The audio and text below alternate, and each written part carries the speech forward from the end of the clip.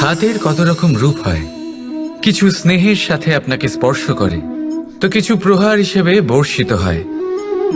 কিছু বন্ধুত্বের নামে আপনার দিকে অগ্রসর হয়, তো কিছু শত্রুতার দিকে আপনাকে টেনে নিয়ে যায়। কিন্তু কখনো ভেবে দেখেছেন যে কোন হাত বেশি মূল্যবান? যখন আপনি সফল, যখন আপনি ভালো কাজ করেন, তখন কিছু হাত আপনার জন্য করতালি দেয়, আর কিছু হাত এমন হয় যা আপনার কাঁধ স্পর্শ করে যখন আপনি জীবনে সব থেকে অসফল হন, যখন আপনি ভেঙে পড়েন। তাই করতালি দেওয়া সেই হাত, আপনার প্রশংসা করা সেই হাত, তার থেকে অনেক বেশি দামি সেই হাত যা আপনাকে তখন আশ্বস্ত করে যখন আপনি এমন সময় কাটাচ্ছেন যা আমরা কেউ কাটাতে চাই না।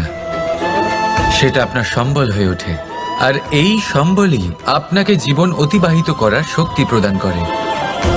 তাই একে অপরের সম্বল হয়ে থাকবেন, জীবনে সব সময় ভালো থাকবেন। রাধা রাধা। মানুষ, প্রত্যেক মানুষ কাউকে ভালোবাসে, কাউকে ঘৃণা করে, কাউকে সম্মান করে, আবার কাউকে তিরস্কারও করে। মানুষ সবকিছু হতে পারে, সুস্থও হতে পারে, রোগীও হতে পারে, ধনীও হতে পারে, নির্ধনও হতে পারে, বন্ধুও হতে পারে, আবার শত্রুও হতে পারে। যদি কিছু না হতে পারে তা হলো অস্পৃশ্য, অচ্ছুত। ভগবানের কাছে সব থেকে বড় পাপ এই যে মানব শরীর, তা ঈশ্বর প্রদত্ত, তা তার মন্দির। প্রত্যেক শরীরে ব্রহ্মদেব বাস করেন, তাই শরীরের অপমান করা, সেটা ছোঁয়া থেকে দূরে থাকা, এটা কখনো করবেন না। এই জীবনে ছুত অছুত কখনো বিচার করবেন না। পরমেশ্বর যা দিয়েছেন তার সম্মান করতে শিখুন। আর আসুন আমার সাথে ভালোবেসে বলুন, রাধা রাধা। উপহার, উপহার কারোর জন্য বস্তু হতে পারে, তো কারোর জন্য অনুভূতি। কিন্তু এই উপহার সকলের ভালো লাগে। এবার যদি জিজ্ঞেস করা হয় যে উপহার কিরকম হওয়া উচিত, তাহলে কেউ বলবে যে উপহার এমন হওয়া উচিত যার সাথে আমরা সোনা রূপোর তুলনা করতে পারি। কেউ বলবে এমন উপহার হওয়া উচিত যা পেলে কারোর মন খুশি হয়ে ওঠে, সে আনন্দ উপভোগ করে। ব্যক্তি উপহার যা দিচ্ছে তা নির্ভর করছে তার আর্থিক অবস্থার উপরে।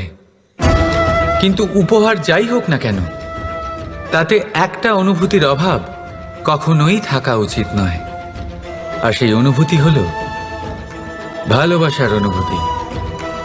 তাই মনে রাখবেন, ভালোবাসার থেকে বড় উপহার আর কিছুই নেই। আর যদি ভালোবাসার এই উপহার আপনি লাভ করেন, তার থেকে বড় আর কোনো সম্মান নেই। রাধা রাধা। জীবনে যখন কোনো ব্যক্তি নিজের লক্ষ্য প্রাপ্তির জন্য নিরন্তর পরিশ্রম করতে থাকেন, চেষ্টা করতে থাকেন, তখন তিনি কষ্ট অনুভব করেন। কখনো শারীরিক কষ্ট, কখনো মানসিক কষ্ট। এবার উনি এটা ভাবতে থাকেন যে আমি কি উচিত করছি নাকি অনুচিত করছি। কারণ অন্যদিকে এমন একজন ব্যক্তিও আছেন যিনি একদমই পরিশ্রম চেষ্টা করছেন না। তিনি মদিরা পান করেন, বিলাসিতায় জীবন কাটান, অলস প্রকৃতির হয়ে ওঠেন, নিদ্রাতে বিলীন হয়ে থাকেন আর ভাবেন যে তিনি সুখ লাভ করছেন। কিন্তু এরকম কেন হয়? কারণ যখন আমরা সৎ পথে থাকি, উচিত পথে চলি, লক্ষ্য প্রাপ্ত করার জন্য চেষ্টা করতে থাকি, তখন আমাদের ভেতরে থাকা নেতিবাচক শক্তি এবং পাপ এই দেহকে ত্যাগ করে দেয়। আর এই অনুভূতিটাই আমাদের দুঃখের অনুভূতি দেয়, কষ্ট দেয়। এবার সেখানে যদি আমরা কুপথে চলি, অনুচিত পথে চলতে থাকি, তাহলে আমাদের ভেতরে থাকা পুণ্য এবং ধনাত্মক শক্তি আমাদের দেহ ত্যাগ করে দেয়। আর এই অনুভূতির কারণেই আমরা সুখ অনুভব করি। কিন্তু কখনো ভাববেন যে এই সুখ বেশি সময় পর্যন্ত থাকে না। সেই জন্য সবসময় মনে রাখবেন, যদি আপনি জানেন যে এটাই আপনার লক্ষ্য, এটাই উচিত পথ, শুভ পথ, তাতে নিরন্তরভাবে এগিয়ে যেতে চেষ্টা করতে থাকুন। এই কষ্ট আপনাকে সুখের পরাকাষ্ঠায় কখন পৌঁছে দেবে তা আপনি জানতেই পারবেন না। আসুন আমার সাথে ভালোবেসে বলুন রাধা রাধা। প্রত্যেক মানুষ নিজের জীবনে হীরক তথা হিরে এবং দর্পণ এই দুই দেখেছেন। এই দুই হলো সাদা এবং এরা দুজনেই আলোর প্রতিফলন ঘটায় এবং এরা দুজনেই উজ্জ্বল হয়ে ওঠে। আপনি হয়তো মনে মনে ভাবছেন যে এটা কি ধরনের তুলনা করছি। একটা হিরে তো রত্ন, তার মূল্য দর্পণের থেকে অনেক গুণ বেশি।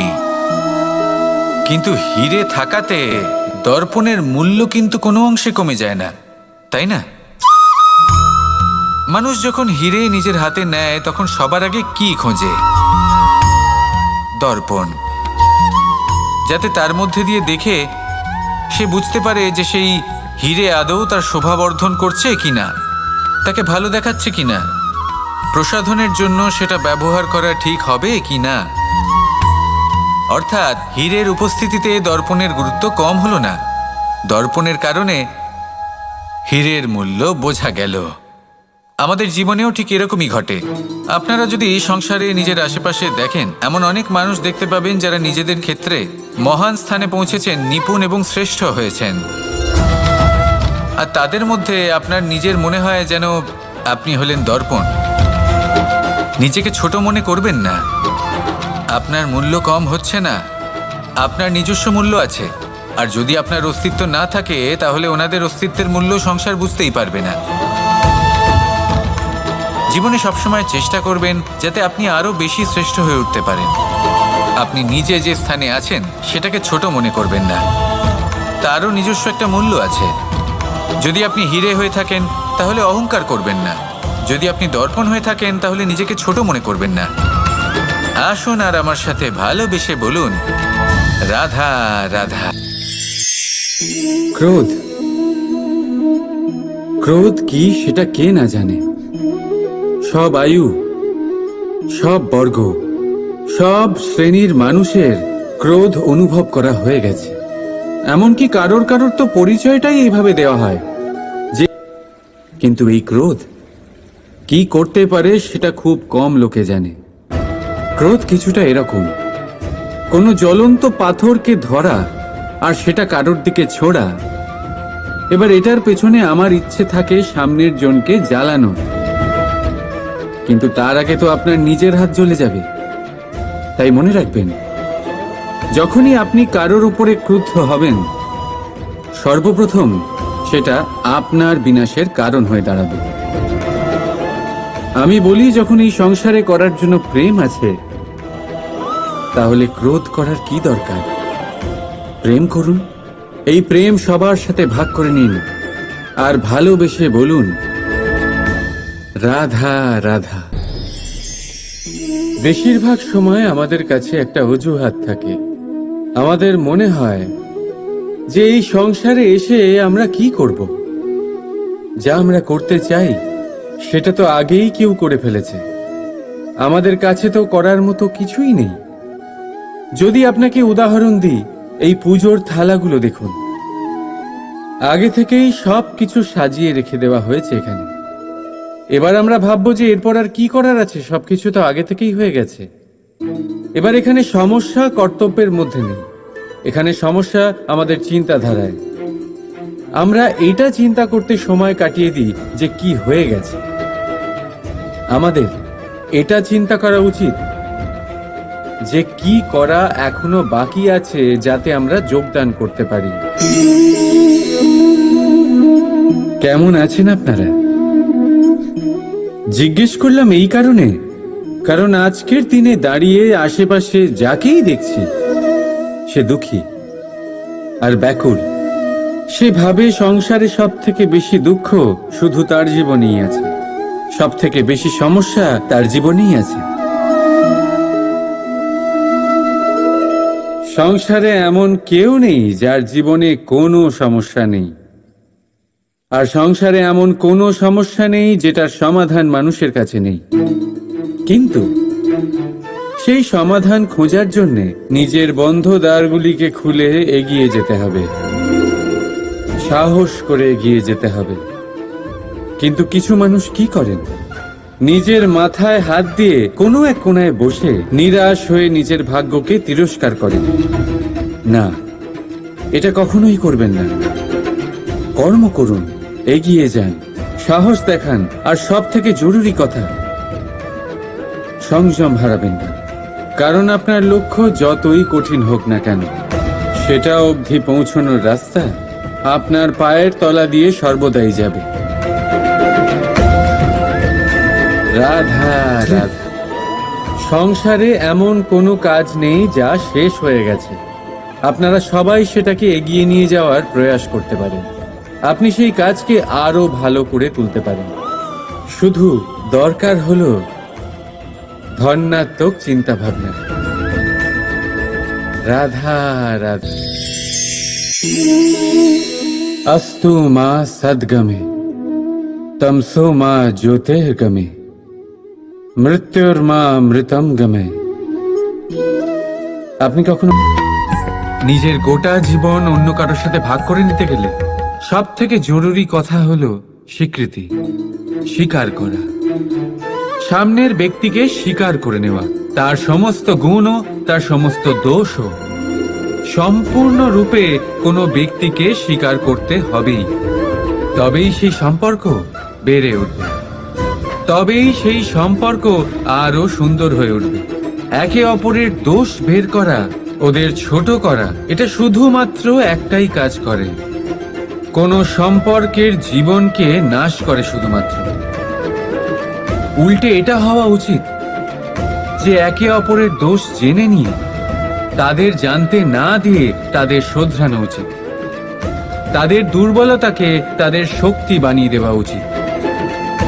এটাই তো প্রকৃতপক্ষে দাম্পত্য।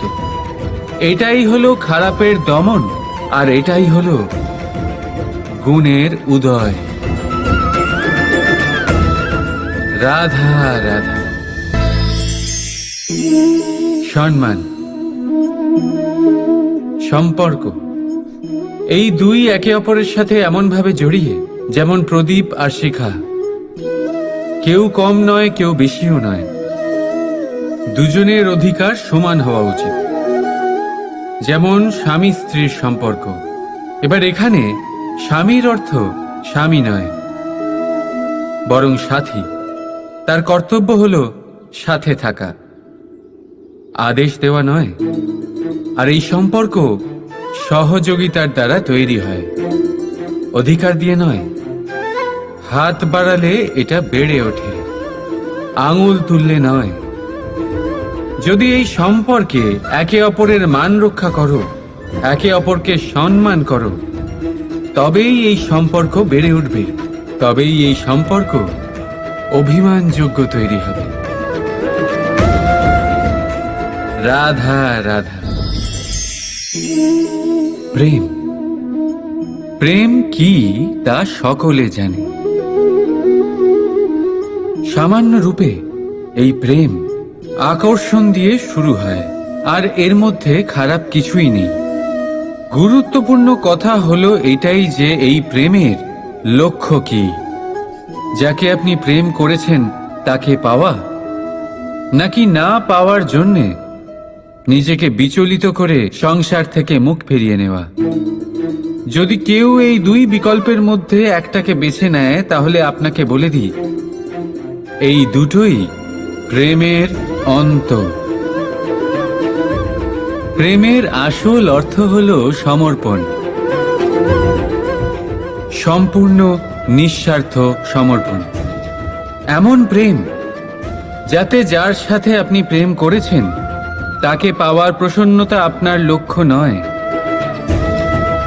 যাকে প্রেম করেছেন তাকে প্রসন্ন করাই আপনার লক্ষ্য হোক। এই প্রেম ঈশ্বর। কিন্তু যদি এই প্রেমে সম্পূর্ণরূপে সমর্পিত না হন, তাহলে এই প্রেমের কাঠামো তৈরি করতে পারবেন না।